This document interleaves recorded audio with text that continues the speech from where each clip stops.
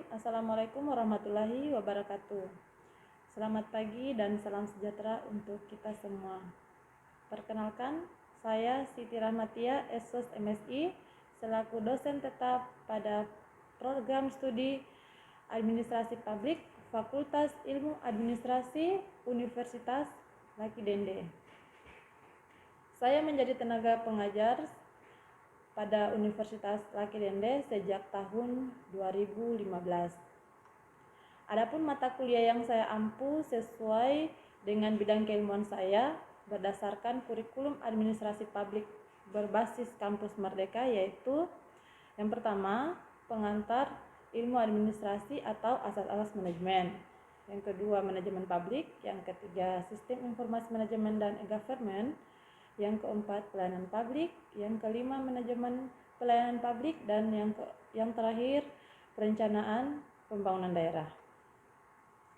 Adapun pemaparan kali ini adalah dalam rangka untuk unjuk kerja bukti pelaksanaan Tridharma Perguruan Tinggi di bidang pengajaran.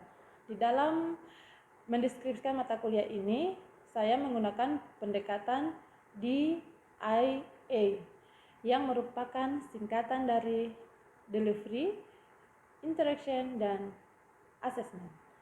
Pada salah satu mata kuliah yang saya ampu pada semester ganjil tahun akademik 2021-2022, yaitu mata kuliah Manajemen Pelayanan Publik dengan bobot 3 SKS semester 7. Sebelum saya menjelaskan lebih lanjut mengenai teknik atau metode pengajaran saya, terlebih dahulu saya akan menjelaskan deskripsi singkat mata kuliah Manajemen Pelayanan Publik, di mana mata kuliah ini merupakan mata kuliah yang ada di program studi Administrasi Publik di Fakultas Ilmu Administrasi. Adapun bahan kajian dalam mata kuliah ini meliputi 1. Definisi pelayanan publik, 2. Perubahan paradigma pelayanan publik, 3. Ruang lingkup pelayanan publik, 4. Prinsip-prinsip pelayanan publik, 5. Kualitas pelayanan publik, 6. Pelayanan publik prima, 7. Kinerja pelayanan publik, 8. Standar pelayanan publik minimal, dan 9. Regulasi pelayanan publik. Adapun capaian pembelajaran mata kuliah ini adalah yang pertama, mahasiswa dapat menjelaskan konsep pelayanan publik dan sistem manajemen pelayanan publik. Yang kedua, mahasiswa dapat menentukan dan mendiskusikan lingkup dan prinsip-prinsip pelayanan publik. Yang ketiga, mahasiswa dapat menerapkan dan mendemonstrasikan pelayanan publik, hak dasar, pemerataan, dan keadilan sosial. Yang keempat, mahasiswa dapat menerapkan dan mendemonstrasikan birokrasi pemerintah, akses dan pengendalian pelayanan publik. Yang kelima, mahasiswa dapat menerapkan dan mendemonstrasikan pelayanan publik berbasis elektronik. Yang keenam, mahasiswa dapat menerapkan dan mendemonstrasikan strategi pelayanan publik berfokus pelanggan atau masyarakat. Yang ketujuh, mahasiswa dapat menerapkan dan mendemonstrasikan kualitas pelayanan publik menuju pelayanan publik prima. Yang ke-8, mahasiswa dapat menerapkan dan mendemonstrasikan pelayanan publik prima. Yang ke-9, mahasiswa dapat menerapkan dan mendemonstrasikan pengukuran standar pelayanan publik prima atau pelayanan publik minimal dan indeks kepuasan masyarakat. Yang ke-10, menganalisis isu hambatan dan arah peraturan perundang-undangan pelayanan publik serta langkah yang perlu diambil.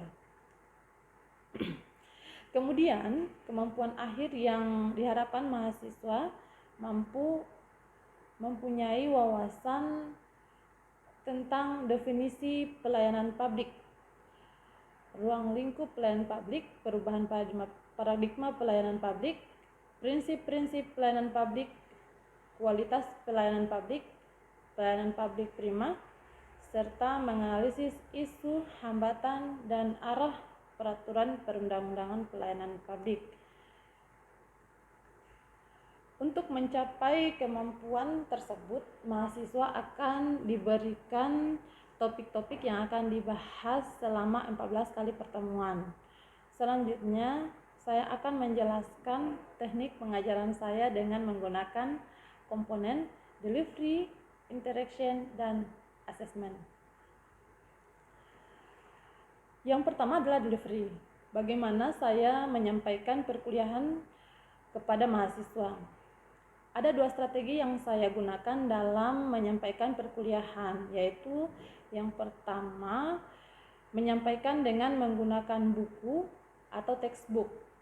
Adapun referensi yang saya gunakan pada mata kuliah ini adalah buku karangan dari Ratmiko dan Winarsi yang berjudul Manajemen Pelayanan Publik dan Sinergi Visi Utama Manajemen Pelayanan Publik yang ditulis oleh Nurmandi dan Ahmad. Apa yang saya sampaikan pada mata kuliah ini yang kemudian menjadi aspek delivery. Akan tetapi sebelum saya menjelaskan apa yang saya sampaikan dalam mata kuliah ini, tentu saja saya beserta tim pengajar membawakan setiap sesi pertemuan berbasis kepada capaian pembelajaran lulusan yang diharapkan dari capaian pembelajaran ini. Kemudian diturunkan menjadi capaian pembelajaran mata kuliah yang dimana disebut juga dengan CPMK. Hal ini penting mengingat mata kuliah ini harus mendukung lulusan yang diharapkan sesuai dengan apa yang ditulis dalam capaian pembelajaran. Pada aspek delivery ini saya menyampaikan materi pembelajaran pada pelaksanaan mata kuliah secara umum dilaksanakan dalam bentuk tutorial, simulasi, diskusi, dan kuis. Kemudian teknik yang kedua yang saya gunakan adalah interaction. Bagaimana saya berinteraksi dengan mahasiswa dalam perkuliahan.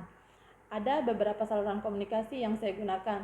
Yang pertama, jika di dalam kelas, saya selalu menyampaikan kepada mahasiswa untuk berpartisipasi aktif dalam bertanya dan mengemukakan pendapat di kelas agar proses belajar mengajar berjalan dengan menjalin komunikasi di dalam kelas.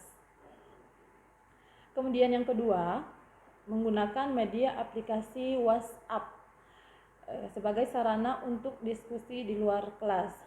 Selama mahasiswa belum memahami materi dan tugas yang diberikan dengan tujuan untuk menjalin komunikasi agar diskusi tetap berjalan. Kemudian yang terakhir adalah metode asesmen. Bagaimana saya menilai mahasiswa di dalam perkuliahan.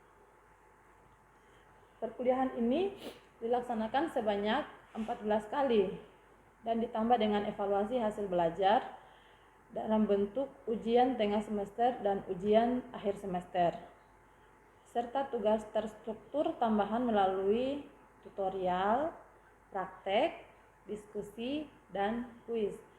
Penilaian saya terhadap mahasiswa ini dapat mengetahui tujuan pembelajaran dan diharapkan bisa membuat strategi agar perkuliahan berjalan lancar sehingga mahasiswa bisa mendapatkan nilai yang diharapkan. Demikian 3 aspek yang sudah saya sampaikan terkait mata kuliah manajemen pelayanan publik dan dimulai dari delivery, interaction, dan assessment.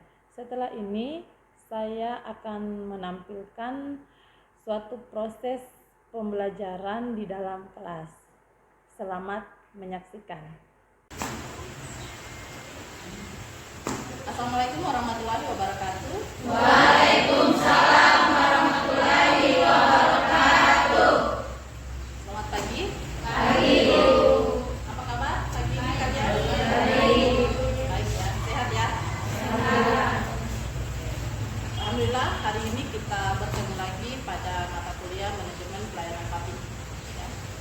Memasuki pertemuan ketiga, kita langsung masuk kepada materi. Namun sebelum itu saya akan membacakan presentasinya dulu, ya. Ketua tingkat, siapa yang tidak hadir?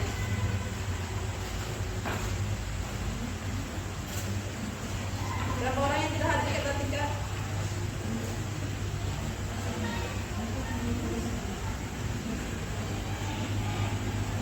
Ada dua. Dua. Siapa?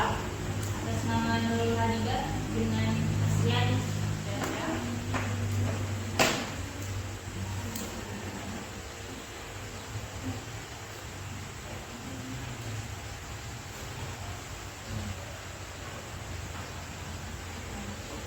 Baik, sebelum saya lanjut pada materi, saya akan mengulas kembali materi yang pernah kita bahas sebelumnya. Saya akan bertanya dulu pada mahasiswa sekalian, siapa yang masih ingat apa itu pelayanan publik?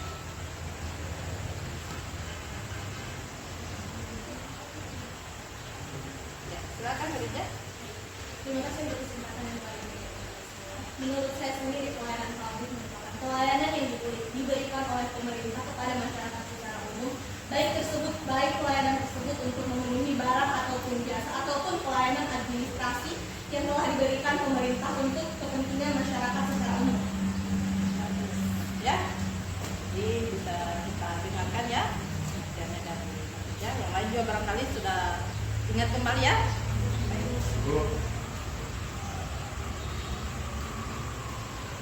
Lanjut ya. Kita langsung masuk pada materi kita hari ini mengenai ruang lingkup dan prinsip-prinsip pelayanan publik ya. Adapun tujuan pembelajaran kita yang pertama itu adalah mahasiswa mampu menentukan dan mendemonstrasikan ruang lingkup pelayanan publik. Kemudian yang kedua, mahasiswa mampu menentukan dan mendemonstrasikan prinsip-prinsip pelayanan publik ya, sesuai judulnya. Baik. Ya. Ya, seperti yang sudah saya tanyakan sebelumnya, bagi pelayanan publik, kegiatan atau rangkaian kegiatan dalam rangka pemenuhan kebutuhan pelayanan sesuai dengan peraturan perundang-undangan setiap warga negara dan penduduk atas barang atau jasa dan atau pelayanan administratif yang disediakan oleh penyelenggara pelayanan publik. Ya, ya, tolong ingat ya. Oke, saya lanjut pada ruang lingkup pelayanan publik. Ruang lingkup yang pertama itu adalah pelayanan barang publik. Ya. Pelayanan barang publik itu berupa pengadaan dan penyaluran barang publik oleh penyelenggara pelayanan publik dan pihak lain yang menyediakan barang publik yang menjadi misi negara. Ya. Kemudian yang kedua, pelayanan jasa publik. Penyediaan jasa publik oleh penyelenggara pelayanan publik dan pihak lain yang menyediakan jasa publik yang menjadi misi negara. Jadi beda barang, beda jasa, ya. Kemudian yang ketiga, pelayanan administratif. Ya. Penyediaan berbagai bentuk dokumen resmi yang dibutuhkan oleh masyarakat, oleh instansi pemerintah atau non pemerintah.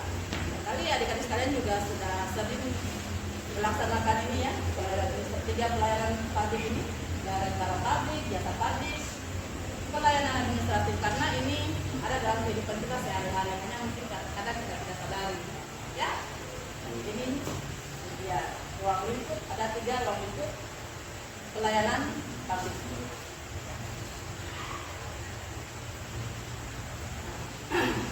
Ini contohnya ya, pelayanan publik kategori pelayanan administratif atau dokumen resmi.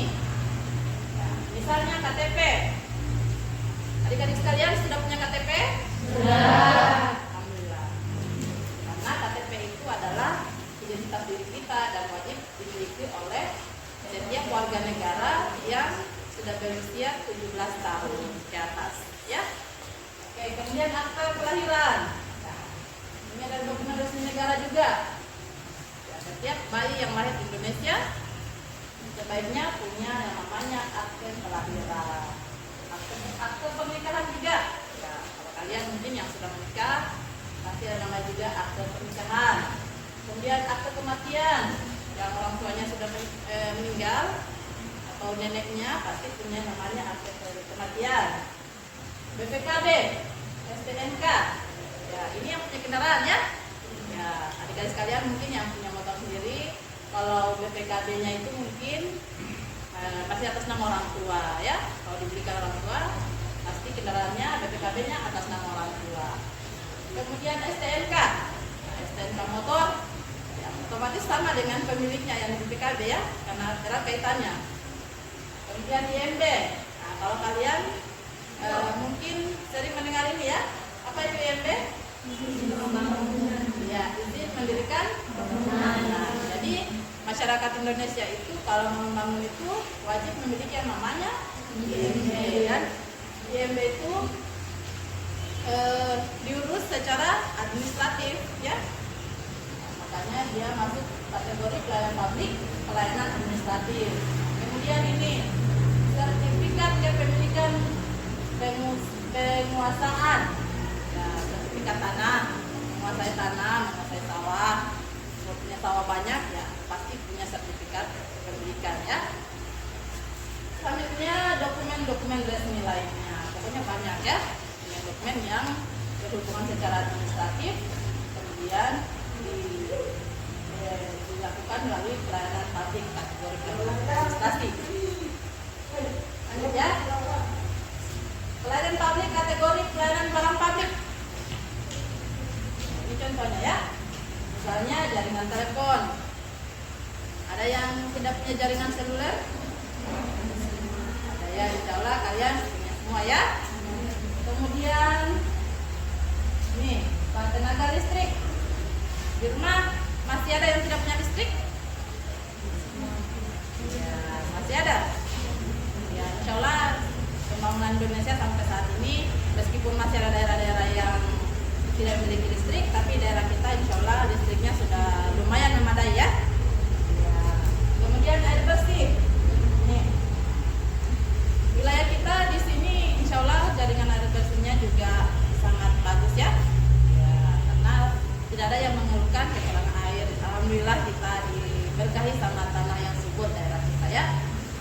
Kemudian barang pabrik lainnya banyak ya, seperti halnya barang-barang yang dibutuhkan oleh masyarakat selain jaringan telepon, tenaga listrik, dan air bersih.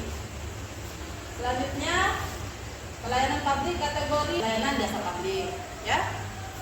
Kemudian pemeliharaan kesehatan ya. Ada yang punya BPJS ya. Nah, BPJS itu digunakan untuk pelayanan publik kategori pelayanan jasa. Dan pelayanan kesehatan ini biar dia tidak punya BPJS sekarang bisa saja dibayar dulu, tapi biayanya mahal ya. Jadi menggunakan jasa ya, seperti di rumah sakit, puskesmas ya. Kemudian penyelenggaraan transportasi ya, transportasi udara, darat, laut ya. Kemudian pos ya. Di seluruh Indonesia insya Allah ada pos ya, untuk pengiriman barang. Kemudian jasa publik lainnya, masih banyak jasa publik yang lainnya yang mungkin nanti adik-adik sekalian yang bisa mencari informasinya sendiri ya. Baik, dari 3 ruang lingkup pelayanan publik ada yang mau bertanya? Ya, silakan Melija. Terima kasih untuk kesempatan yang ini. Di sini saya ingin bertanya, apakah pelayanan di pasar termasuk dalam pelayanan publik? Bagus sekali pertanyaannya aja ya. Apakah pasar itu masuk dalam pelayanan publik? Ya, pasar itu masuk dalam pelayanan publik. Ya, karena di dalamnya ada jasa. Ya, jadi dia itu masuk kategori pelayanan publik, kategori pelayanan jasa. Ya, pasar itu kan saat ini kita ketahui ada namanya pasar tradisional. ya ada jual beli di dalamnya. Kemudian pasar modern juga seperti itu. Kemudian yang paling besar sekarang itu pasar modal, ya ada jual beli juga di dalamnya. Jadi ada jasa diberikan, ya.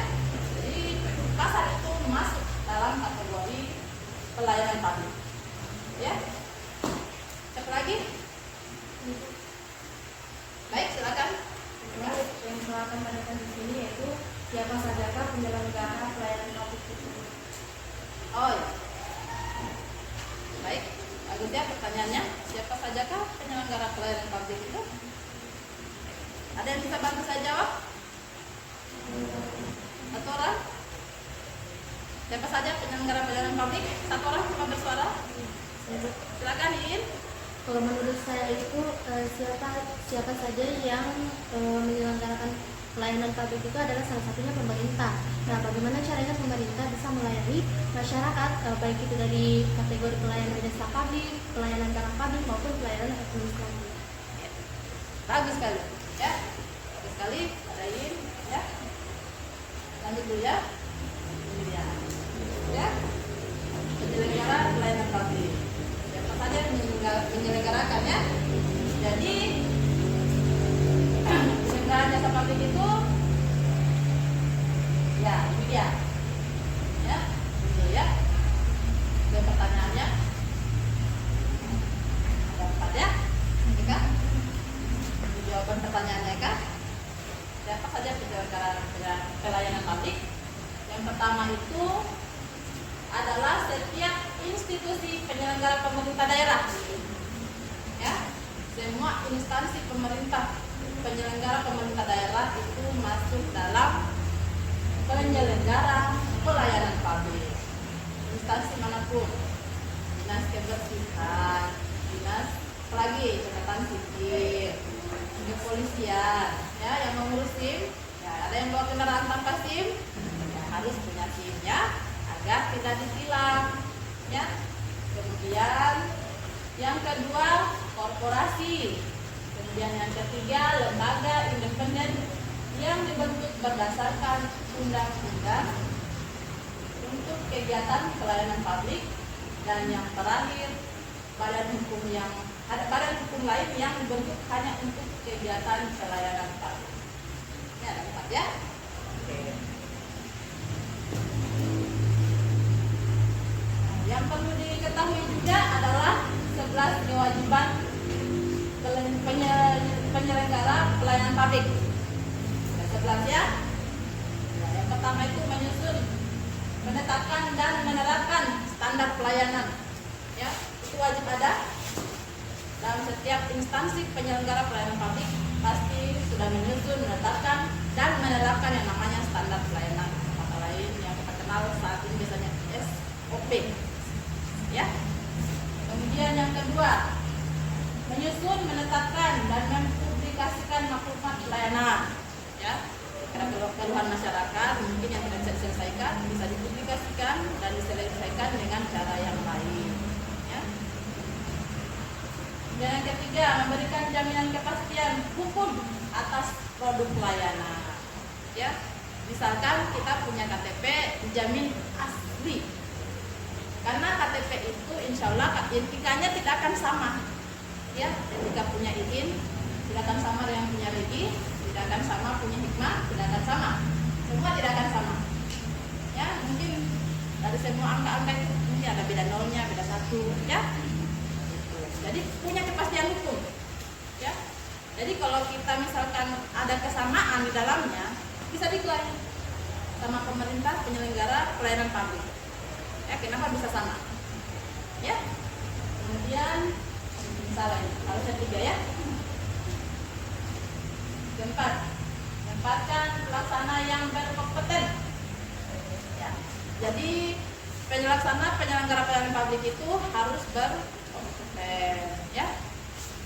Harus sesuai dengan bidangnya, sesuai dengan jurusan yang pernah diambil pada saat pendidikan, ya. Karena jangan kemudian selanjutnya memberikan pelayanan yang berkualitas sesuai dengan asas-asas penyelenggaraan pelayanan publik.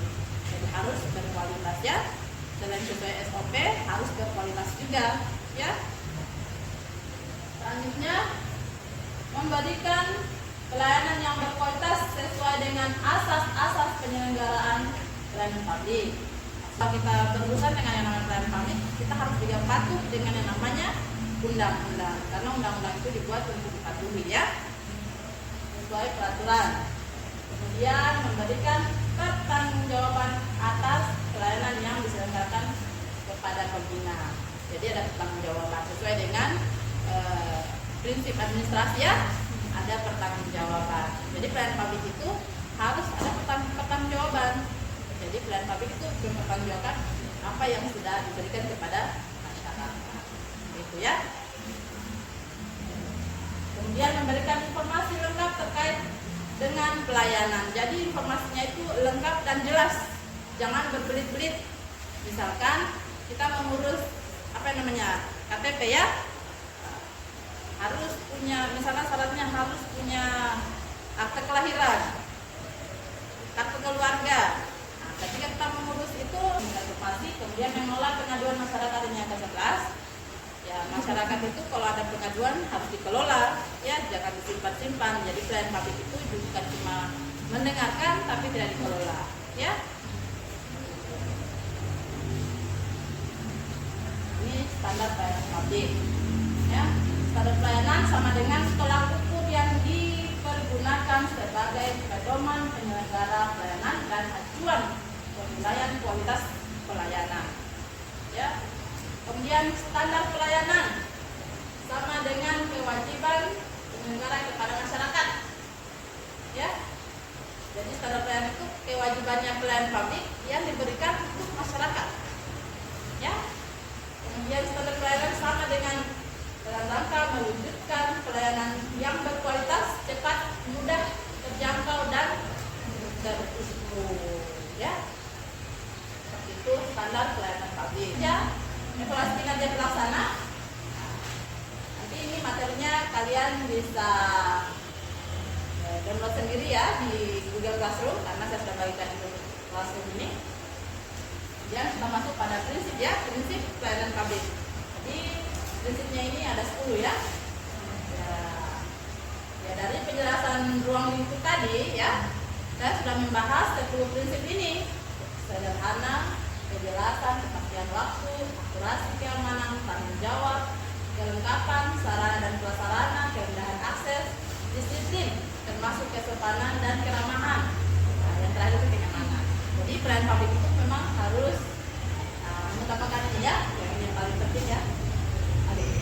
Jika tidak ada yang bisa menyimpulkan, baiklah saya simpulkan ya.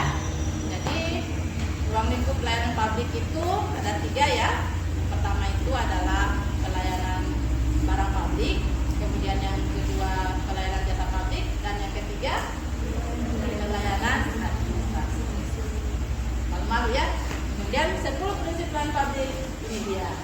Ya, tujuannya ada kesederhanaan, kejelasan, ketepatan waktu, akurasi keamanan, tanggung jawab, kelengkapan sarana dan prasarana, kemudahan akses, kedisiplinan termasuk di dalamnya kesopanan dan keramahan, kemudian yang terakhir adalah ya. Oke. Kemudian ini masih ada alas pelayanan publik, materinya juga masih bisa Anda akses di Google Classroom ya.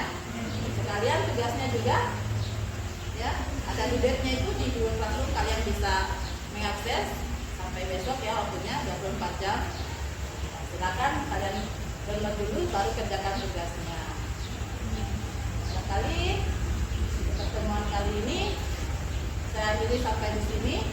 Sampai jumpa di pertemuan selanjutnya. Saya ucapkan billahi taufiq wal hidayah. Wassalamualaikum warahmatullahi wabarakatuh.